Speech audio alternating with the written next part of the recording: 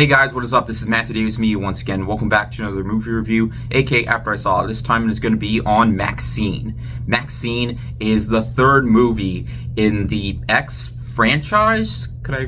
I guess I can call it a franchise because it's all canon. Directed by Ty West once again, and starring Mia Goth once again after surviving the outbreak after trying to shoot an adult-themed movie at an old couple's home. MaXXXine is now living her life as what she usually does for a living her life as a person who makes adult-themed movies. Very adult-themed movies. And she's starring in her first big movie role. And there was a killer called the Night Stalker who is on the loose, killing these people that are very famous for starring in very adult-themed movies. And of course, the big target being MaXXXine. And there's a big reason why, because we, as the audience, want to know who the killer is, because it's kind of like a crime thriller type film mixed in with elements of horror, which we're used to seeing in Ty West films. The horror part. We're not really used to seeing much crime thriller in his types of films, but yeah. I really enjoyed X, and I also really enjoyed Pearl. As Mia Goth, who played the damsel in this film, played the homicidal maniac, or the young version of the homicidal maniac that was in this movie.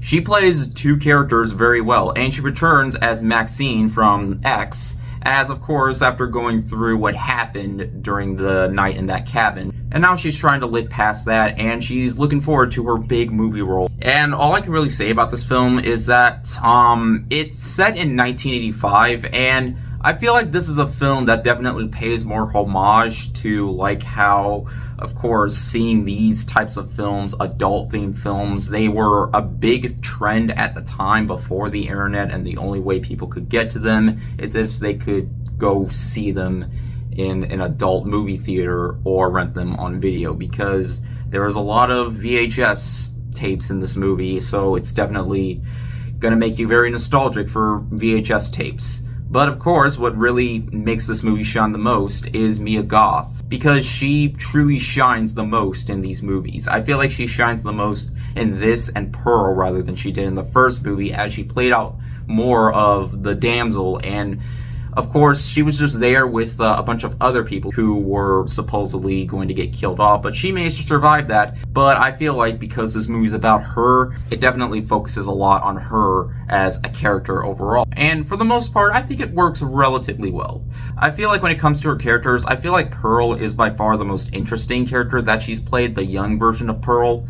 Because in here, she plays off as she was originally a damsel, and now we see her life as she lives as a Hollywood star, and she's going to become more of that when she has her first movie role rather than just starring in another pornographic film.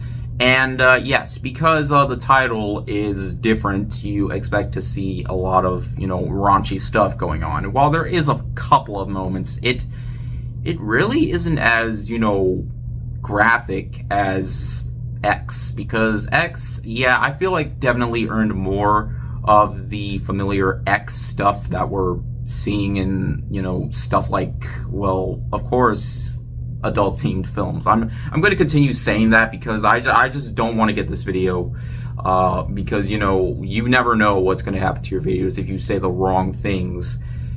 And, well, you get my point pretty much.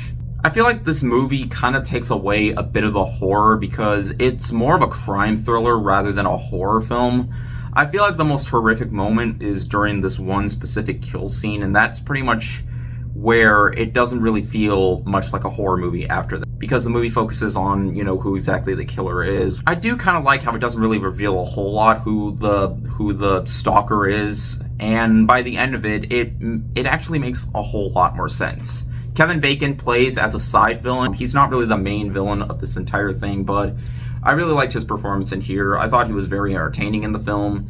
And despite the fact that this movie is far more slower than both X and Pearl, I mean, X was pretty slow, but it pretty much gave you the horror after the first, 30, 40 minutes have passed. And there is a scene that definitely makes this movie feel a lot more like an action film, as there's a big shootout, which definitely made me feel like I was watching a much more different movie. So, yeah, it definitely feels a lot less like a horror film. It's not really that scary, but I can't necessarily say it was completely bad, because I generally did find myself enjoying most of my time spent with this movie. All in all, I can say that I do think both X and Pearl are better than this film, but I feel like the movie does a really good job how we see a lot more in her personal life as how big of a movie star she is in the real world when she isn't trapped in a house with a couple of crazy old people.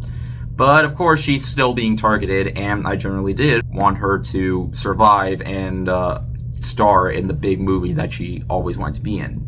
In the end, I enjoyed MaXXXine for what it was. I do feel like it definitely has its uneven moments here and there, but I feel like Ty West does do a really good job at making her be this really, really talented actress, and showing that, actresses in horror films can really shine and not just feel like, the final girl, just like in most other typical horror films, and showing that, she has a lot more in her life. As even as a child, there was something that went on in her life, as she always wanted to be a star, which is funny because she played Pearl, who also wanted to be a star. So yeah, while I can definitely say this is the weakest out of this franchise, I can still generally say, even with this film, I think that X is probably one of the best horror franchises in modern time. And yeah, I can definitely say, for what they've done for Mia Goth, I can definitely say, yeah,